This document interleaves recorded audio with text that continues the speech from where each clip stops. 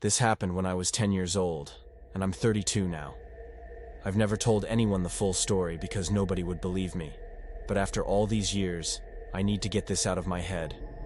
It was the last week of school before summer vacation.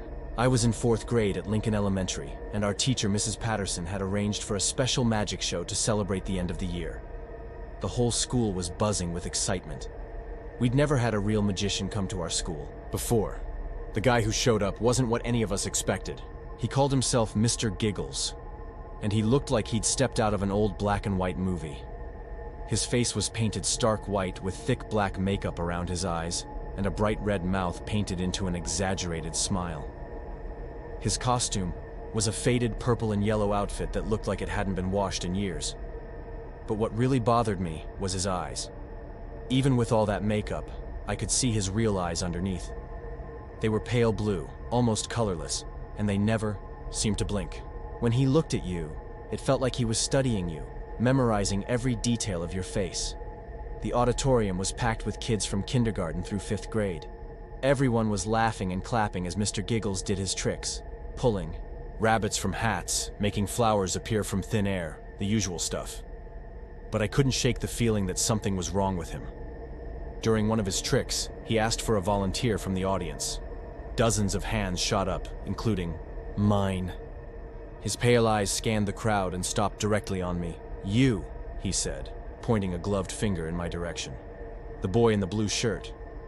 I walked up on stage feeling excited but nervous.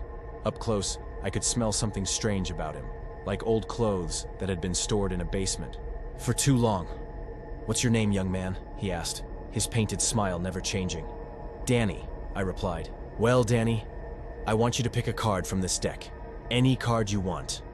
He fanned out a deck of playing cards in front of me. They looked old and worn, like they'd been used for years. I picked one from the middle, the Queen of Hearts. "Now, don't show me the card," he said. "Just remember it and put it back." I did as he said. He shuffled the deck with practiced movements, then held it up to his ear like he was listening to something.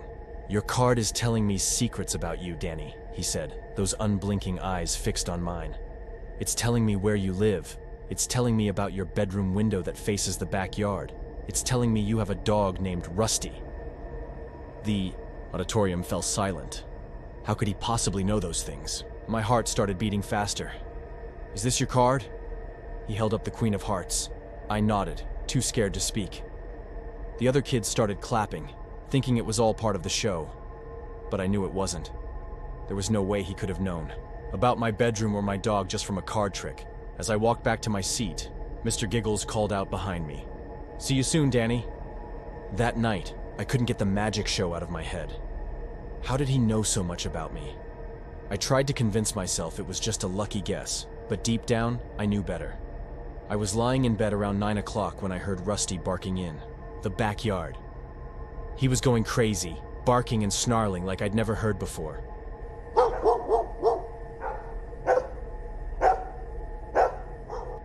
I got up and looked out my bedroom window to see what was bothering him. At first, I didn't see anything. Then I noticed something that made my stomach drop. There was a man standing at the far end of our backyard, right at the edge where our property met the woods. Even in the darkness, I could make out the pale white of his face. It was Mr. Giggles. He was just standing there, perfectly still, looking up at my bedroom window. When he saw me looking back, he raised one hand and waved. It was a slow, deliberate wave, like he had all the time in the world. I ducked down below the windowsill, my heart pounding. When I worked up the courage to look again a few minutes later, he was gone. The next morning, I told my mom about what I'd seen. "Honey, you probably just had a bad dream," she said, ruffling my hair. "That magic show must have really made an impression on you." But I knew it wasn't a dream. I was wide awake when I saw him. Over the next few days, I started noticing him everywhere. When I rode my bike to the corner store, I'd catch a glimpse of white face paint behind a parked car. When I played in the front yard with my friends, I'd see him standing across the street, partially hidden behind a telephone pole. Every time I tried to point him out to someone else, he'd disappear before they could look. My parents started getting worried about me. I wasn't sleeping well, I wasn't eating much, and I kept insisting that the magician from school was following me around. "Maybe we should talk to someone," I heard my dad say to my mom one night when they thought I was asleep. "It's just his imagination," my mom replied. "He'll get over it." But it wasn't my imagination, and it was getting worse. A week after the magic show, I was walking home from my friend Kevin's house when I saw Mr. Giggles again. This time, he wasn't hiding. He was standing right in the middle of the sidewalk about a block ahead of me, facing my direction. I stopped walking and stared at him. He stared back. Even from that distance, I could see his painted smile. Then he started walking toward me. I turned around and ran as fast as I could back to Kevin's house. When I looked over my shoulder, he was gone again.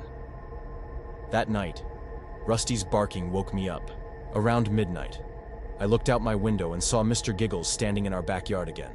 But this time, he was closer to the house. Much closer. He was standing right outside my bedroom window. The next morning, I found something that made my blood run cold. There were footprints in the dirt beneath my bedroom window. Large footprints that definitely didn't belong to anyone in my family. I showed them to my parents, but my dad just said they were probably from the mailman or a delivery person. He didn't seem to understand that delivery people don't usually walk around to the back of our house in the middle of the night. School was out for summer vacation now, which meant I was stuck at home most days while my parents were at work. My mom had arranged for our neighbor Mrs. Chen to check on me a few times during the day, but otherwise I was alone. That's when things really started getting bad. It was a Tuesday afternoon, and I was watching TV in the living room when I heard something that made me freeze. Someone was knocking on our front door. Not a normal knock. It was slow and rhythmic, like they were in no hurry at all. I crept to the window and peeked through the blinds. Mr. Giggles was standing on our front porch, still wearing that same faded costume from the magic show. His painted face looked even more disturbing in the bright daylight. He knocked again, 3 slow knocks that seemed to echo through the house. I didn't answer. I just stood there, paralyzed with fear, hoping he would go away. After what felt like forever, the knocking stopped. I watched through the blinds as he walked away from the front door and disappeared around the side of the house. A few minutes later, I heard him knocking on the back door. I grabbed the cordless phone and thought about calling 911, but what would I tell them? That a magician was knocking on my door. They'd think I was making it up. The knocking on the back door stopped, and the house fell silent. I thought maybe he'd finally left. Then I heard something that made my heart nearly stop. The sound of our back gate opening. Our backyard was fenced in, and the gate had a loud, rusty squeak that we'd been meaning to fix all summer. There was no mistaking that sound.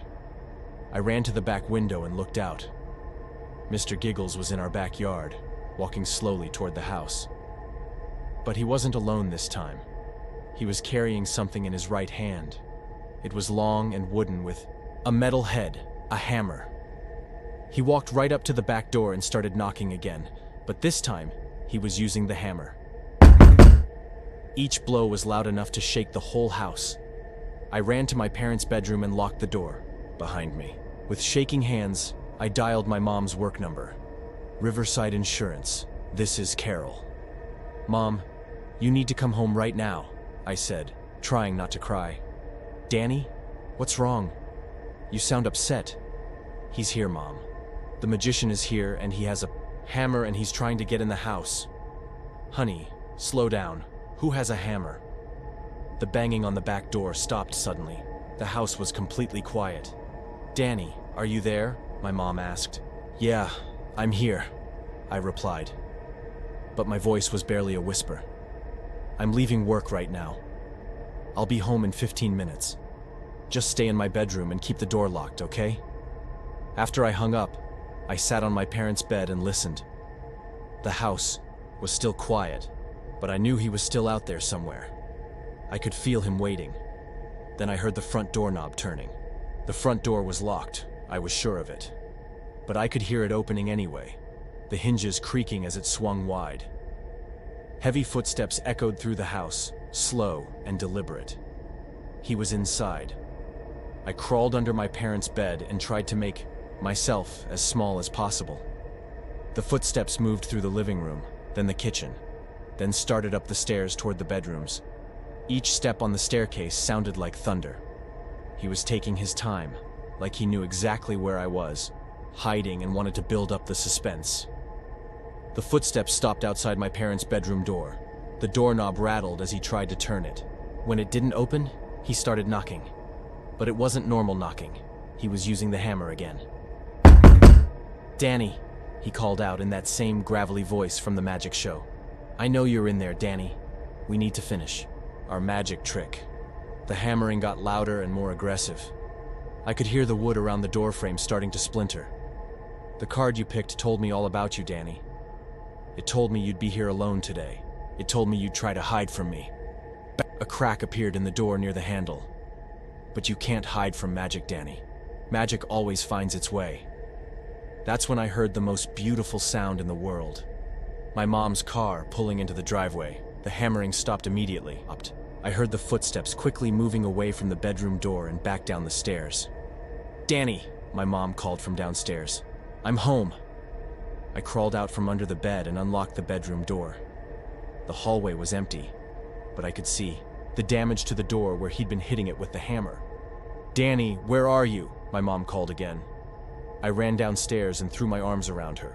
She was looking around the house with a confused expression.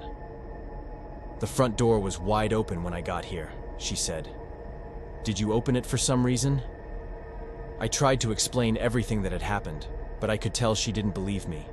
Even when I showed her the damage to the bedroom door, she said it must have been there already, and we just hadn't noticed it before. That night, my dad installed new locks on all the doors and windows.